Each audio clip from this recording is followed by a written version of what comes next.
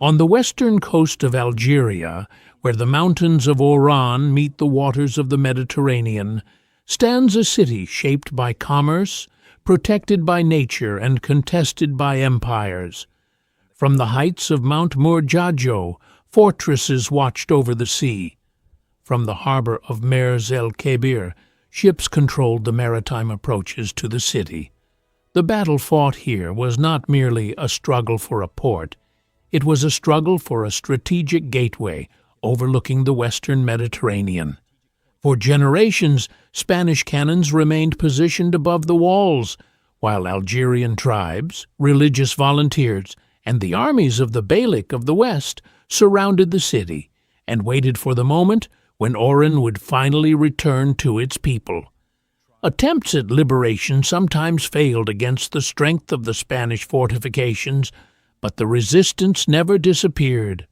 Generations passed, rulers changed, wars began and ended, yet one objective remained unchanged: to remove the last Spanish soldier from Oran and Mohamed El-Kebir.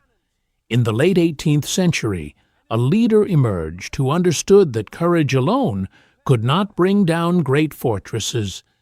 Victory required soldiers, weapons, roads, supplies, intelligence, artillery, organization, and patience. That leader was Mohamed ibn Uthman al-Kabir, known as Mohamed El-Kebir, the Bey of the West. And the coming battle would decide the fate of Spain's last strongholds in Algeria. To understand the final battle for liberation, we must return to the beginning of the 16th century. After the fall of Granada in 1492, Spanish policy turned toward the southern shore of the Mediterranean. Spain sought to establish a chain of coastal military bases that would protect its shores, monitor maritime traffic, and give its fleets strategic positions in North Africa. Mohamed El-Kebir was an ideal target. It possessed a naturally protected harbor surrounded by elevated ground, and could receive ships, soldiers, weapons, and supplies. In 1505, Spanish forces succeeded in occupying it, but controlling the harbor alone was not enough. A short distance to the east stood Oran, the region's most important urban, commercial, and military center. 4 years later, a major Spanish expedition used Mohamed El-Kebir as its base and attacked Oran. In 1509, the city fell. Oran and Mohamed El-Kebir were transformed into two connected strongholds. One controlled the sea, the other controlled the city and the surrounding roads. The Spanish constructed a complex system of walls, towers, forts, and defensive positions. The mountainous terrain around Oran made the city extremely difficult to attack directly. Any army approaching the city would face artillery placed on high ground, fortified walls, and fire coming simultaneously from the forts and from Spanish ships in the harbor. Yet Spanish control was never peaceful. Beyond the range of its cannons, the countryside remained in Algerian hands. The Spanish garrison lived inside a politically and militarily isolated zone. It depended heavily on maritime supplies and constantly feared raids, ambushes, and attacks. Thus began a long confrontation between a foreign occupation protected inside its fortresses and a land that never stopped resisting it. Oran and Mohamed El-Kebir. After almost 2 centuries of Spanish presence, Algerian forces entered the city, and Spain was forced to withdraw from the Oran coast. But the victory did not last. Spain was rebuilding its military and naval power. In 1732, it launched a massive expedition to recapture the two cities. The Spanish fleet approached the Gulf. Thousands of soldiers landed on the coast under the protection of naval artillery. Faced with the numerical and technical superiority of the Spanish expedition, the forces of the Beylik of the West were forced to withdraw. Spain returned to Oran and Mohamed El-Kebir. From that moment, the Algerians understood that liberating the city a second time would not be enough. The next liberation had to be final. Spain had to be prevented from returning through the sea. During the following decades, the Spanish garrison remained protected behind its walls, while raids and skirmishes continued in the surrounding countryside. Oran was Spanish inside the fortresses, but beyond the walls, its roads, fields, population, and human surroundings remained Algerian. As time passed, keeping the city became increasingly expensive for Spain. Thousands of soldiers had to be supplied. Food and ammunition had to cross the Mediterranean. The fortifications constantly required repairs, and beyond every gate stood an enemy, watching every road. The occupation appeared powerful. Yet beneath its imposing walls, it was under permanent pressure. The question was no longer whether Oran would be attacked again. The question was whether a leader could transform constant resistance into a complete strategy of liberation. When Mohamed ibn Uthman al-Kabir became Bey of the West in 1779, he inherited responsibilities that went far beyond governing cities, collecting taxes, and protecting trade routes.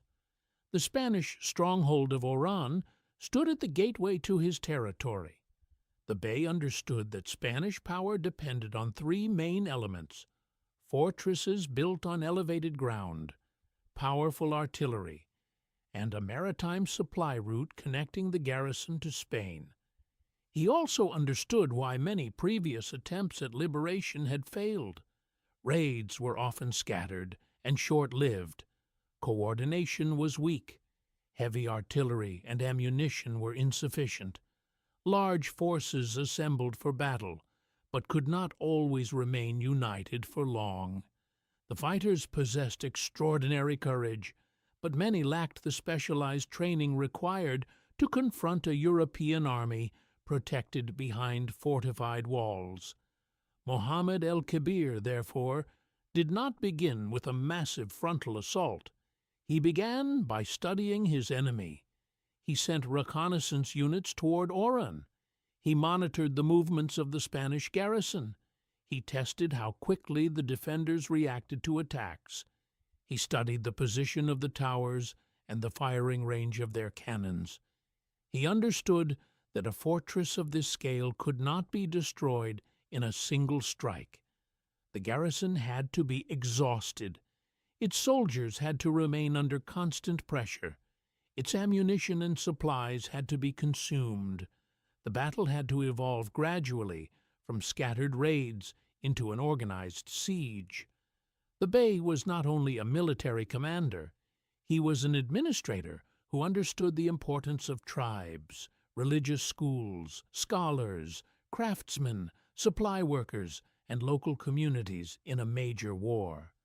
The campaign he was planning would not be fought by a regular army alone. It would require horsemen, artillerymen, gunpowder makers, blacksmiths, carpenters, tunnel diggers, students, scholars, and religious volunteers. He intended to create a force capable of remaining outside Oran for months rather than days. At the beginning of the 1780s, the first stage of his plan began. Between 1780 and 1785, Mohamed El-Kebir adopted a strategy of attrition. His forces advanced toward the outskirts of Oran, attacked Spanish positions, tested their defenses, and withdrew before the confrontation could become an open battle in which the Spanish artillery would have the advantage. Historical accounts describe how the Bey organized repeated raids and traveled to the Oran frontier to take part in defensive and offensive operations.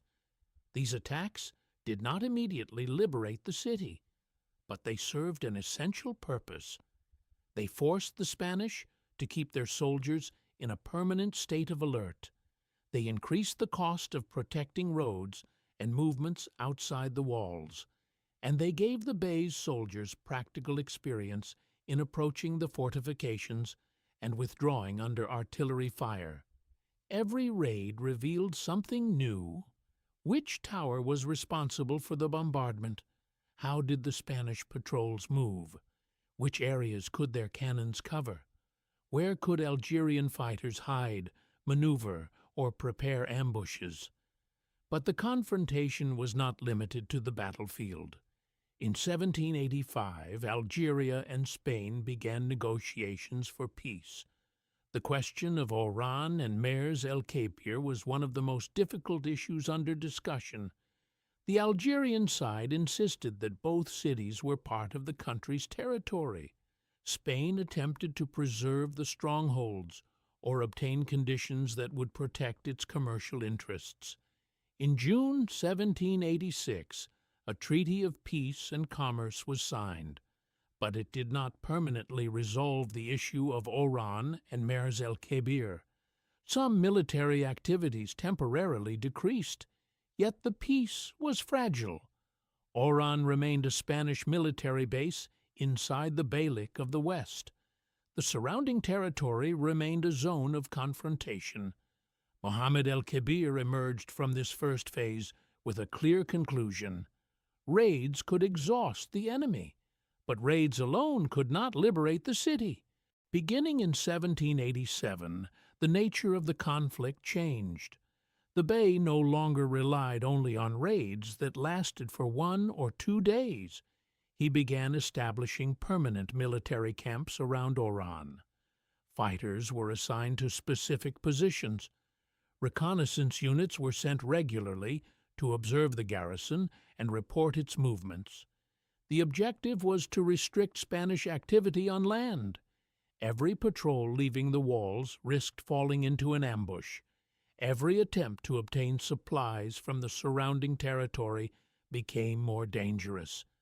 The Bey's forces attacked Spanish positions on land and increased pressure on movements near the coast. The conflict was gradually becoming a systematic siege. However, the transition from raids to direct siege warfare exposed several weaknesses. Some fighters lacked adequate military training. The available artillery was not always powerful enough to breach the walls. The Spanish also maintained a network of informants and collaborators who transmitted information about Algerian camps and troop movements. Whenever the Bey's men approached certain positions, Spanish artillery opened fire from elevated towers. The garrison fought from behind stone walls. The attackers often had to cross exposed ground. Nevertheless, the pressure continued. Spanish forces could no longer move freely outside the city. Oran increasingly resembled a fortified island, surrounded by an army waiting for the moment when its defenses would weaken. That moment came in October 1790. In the darkness of night, the earth began to shake. Buildings collapsed. Sections of the city were destroyed. Fear spread among soldiers and civilians. A devastating earthquake struck Oran, causing widespread destruction and heavy human losses. To Mohamed El-Kebir, it appeared that the gates of the city had finally opened. He gave the order to attack. The earthquake was a catastrophe for the city. Homes, military buildings, and public structures collapsed. Many people were killed or injured. The Spanish garrison was thrown into confusion. The Bey's forces believed that the enemy had lost its ability to defend the city. Algerian fighters advanced toward Oran, hoping to exploit the chaos and the damage caused to the urban structures. But the principal fortresses had not collapsed. Despite the destruction and casualties, the Spanish soldiers managed to reorganize their positions. Cannons were transferred to defensible locations, passages were blocked, and intense fire was directed against the approaching forces. The assault became a brutal confrontation. The attackers had to cross open ground and reach walls that were still protected by functioning towers. Whenever a group advanced, it was met by artillery and musket fire. The first assault failed. A second attempt was organized. It also failed to achieve its objective. Mohamed El-Kebir understood that the earthquake had weakened the city, but it had not removed the defensive advantage of the Spanish garrison. He refused to allow anger or impatience to push his men into repeating the same attack. He ended the operation, allowed several tribal forces to return to their territories, and went back to Mascara to rebuild his strategy. The withdrawal may have appeared to be a defeat. In reality, it became the decisive turning point of the war. The Bey now understood exactly what he needed: mobile heavy artillery, large quantities of gunpowder and ammunition, specialists capable of repairing firearms, tunnel diggers and military miners, disciplined troops capable of remaining in trenches, a supply network that could sustain a long siege, and roads wide enough to transport cannons from Mascara, Tlemcen, and Mostaganem to the gates of Oran. The next battle would not be another improvised attempt. Mohamed El-Kebir was preparing to build an entire machine of war. Mohamed El-Kebir returned to Mascara, but the war did not stop. Behind the doors of workshops, storehouses, and military depots, the most precise stage of the liberation campaign began. The Bey summoned blacksmiths, carpenters, wood-turners, gunpowder makers, and weapons specialists from Tlemcen, Mostaganem, Algiers, and other regions of the Beylik of the West. Their mission was to repair cannons, construct artillery carriages and wheels, clean muskets, restore damaged weapons, and prepare the equipment required for a long campaign. Ammunition was gathered from towns and military stores. Delegations were sent to acquire gunpowder and weapons from abroad. Specialists in artillery and explosive projectiles were recruited. Men experienced in underground excavation and military mining were also brought into the campaign. Every man was given a defined position. Every group had a commander. Every specialist had a specific role within the larger plan. One of the most important developments was the formation of a new force composed of students, religious volunteers, and men associated with Quranic schools and zawiyas. Hundreds traveled to the military camps at Ifri and Mount Almeida. Some historical studies suggest that approximately 600 volunteers joined during the early phase, with their number later increasing. The Bey did not treat them as a merely symbolic or spiritual force. He organized them under defined leadership. Scholars were appointed to supervise them. Weapons, provisions, and military training were provided. Military specialists trained the volunteers in the use of muskets and artillery. Some groups were also trained in swimming, suggesting that the campaign considered operations near coastal positions and possibly maritime approaches. Supplies were equally important. Tents, cooking equipment, food, and medicine were sent to the military camps. Doctors, cooks, woodcutters, and other workers supported the men at the front. A market was established at Ifri. Mills were built near Misurgin to produce flour for the soldiers and volunteers. Even morale was treated as a strategic concern. The men rotated through their positions so that the long wait would not completely exhaust them. Internal disputes were settled. Life inside the camps was organized. Then came the problem of the artillery. The roads between Mascara and Oran were narrow, rocky, and unsuitable for transporting heavy cannons. The Bey ordered the removal of rocks and the widening of the routes. Soldiers, workers, and local inhabitants participated in preparing the road. The heavy artillery was then dragged toward the Tower of Sig before being moved closer to the military camps at Ifri and Mount Almeida. Every artillery wheel moving along the road announced that the coming siege would be different from all those that had come before it. This was no longer an angry gathering advancing toward Oran. It was an organized army, supported by workshops, supply depots, roads, commanders, specialists, and a complete military plan. When the preparations were complete, Mohamed El-Kebir left Mascara and advanced toward Oran. Tribes and communities answered the call. A large force assembled near Mount Almeida and the positions overlooking the city. But the Bey did not keep his army concentrated in a single mass. He distributed his forces according to a defined tactical plan. Tunnel diggers were sent toward the valley of Ifri.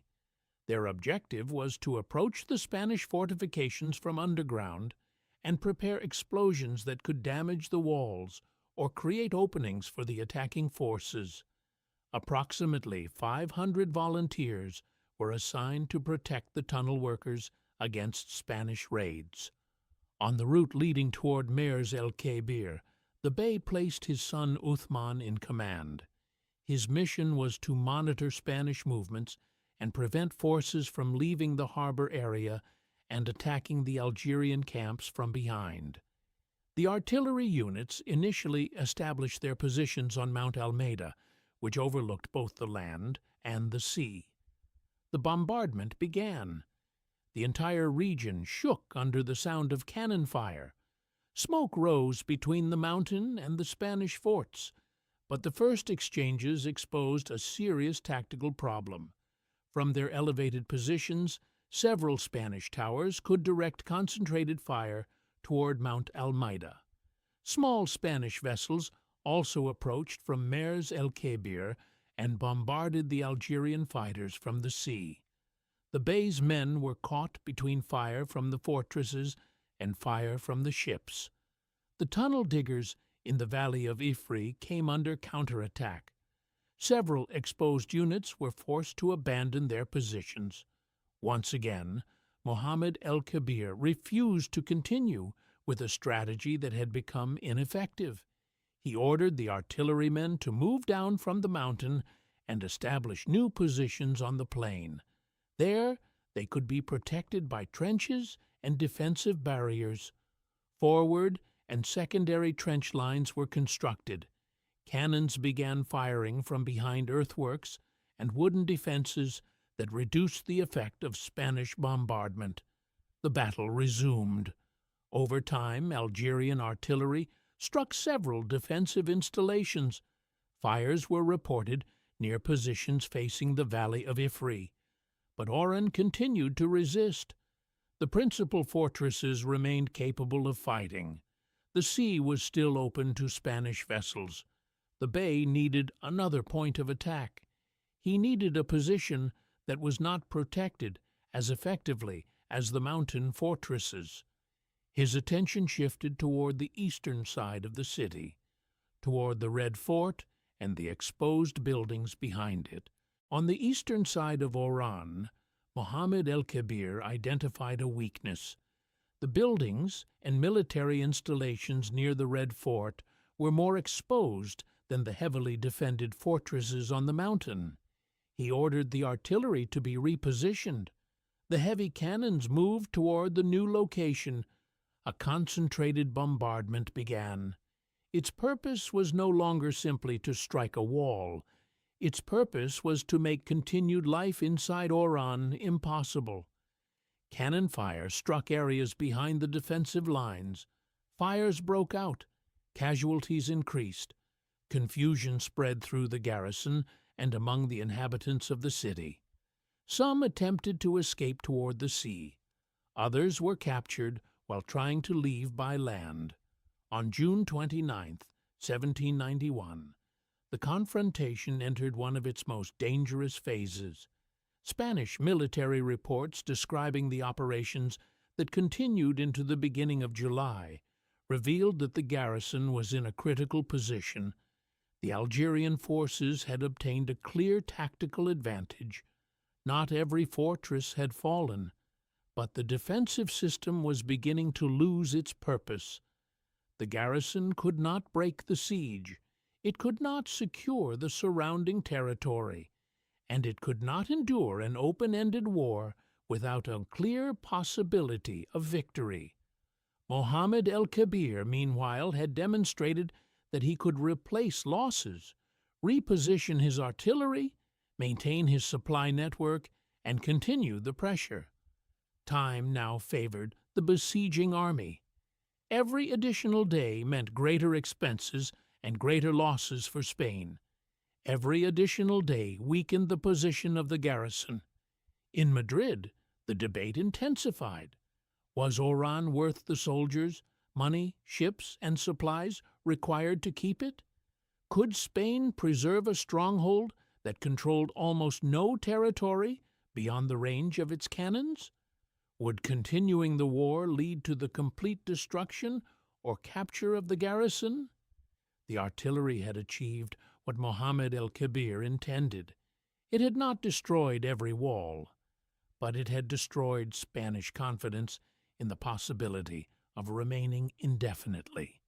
Through the smoke of battle, the road toward negotiation began to appear. In July 1791, the Dey of Algiers, Mohamed ibn Uthman Pasha died. He was succeeded by Dey Hassan. At this point, it is important to distinguish between two historical figures with similar names. Mohamed ibn Uthman Pasha was the Dey of Algiers. Mohamed ibn Uthman al-Kabir was the Bey of the West and the commander of the liberation campaign. The new Dey ordered a temporary suspension of hostilities, and the final phase of negotiations began. During previous discussions, Spain had attempted to preserve control of Mers el-Kebir, even if it surrendered Oran. Mohamed El-Kebir rejected the separation of the two strongholds. Whoever controlled Mers el-Kebir could return to Oran. Whoever controlled the harbor retained a gateway for future military intervention. The Algerian position was clear. There could be no liberation of Oran without Mers el-Kebir, and there could be no liberation of Mers el-Kebir without Oran. After months of military pressure and political debate within the Spanish government, Madrid concluded that holding the two cities had become more damaging than abandoning them. On September 12, 1791, negotiations concerning the evacuation agreement were completed between the representatives of Algeria and Spain. The agreement required Spain to surrender Oran and Mers el-Kebir and remove its soldiers and property under specific conditions governing the forts, artillery, and future commercial relations. On November 12th, the Spanish government approved the agreement in Madrid. On December 16th, a royal order was issued commanding the evacuation of Spanish forces. The negotiations were not an alternative to military victory. They were the result of it. Spain had not agreed to leave when the first raids began. It had not abandoned the city when the question was first raised through diplomacy.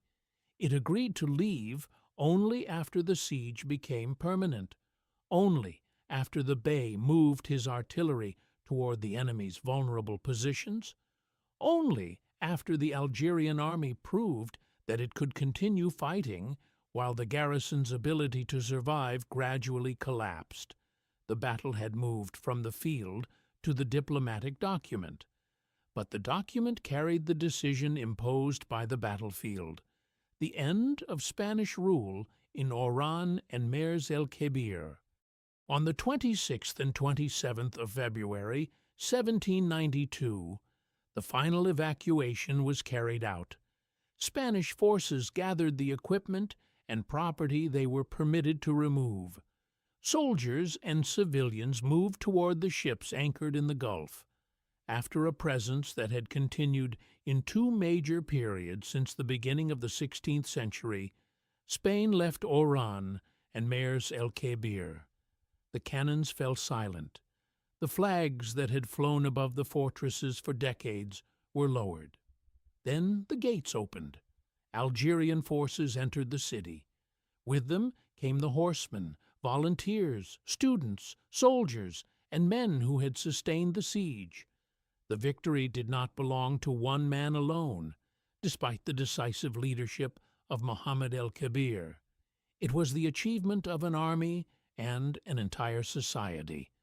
The soldier who remained inside the trench, the student who carried both a book and a rifle, the blacksmith who repaired the weapons, the carpenter who built the artillery wheel, the worker who opened the road, the farmer who provided food, the scholar who united the people around the cause of liberation. The battle for Oran demonstrated that fortresses do not fall through courage alone.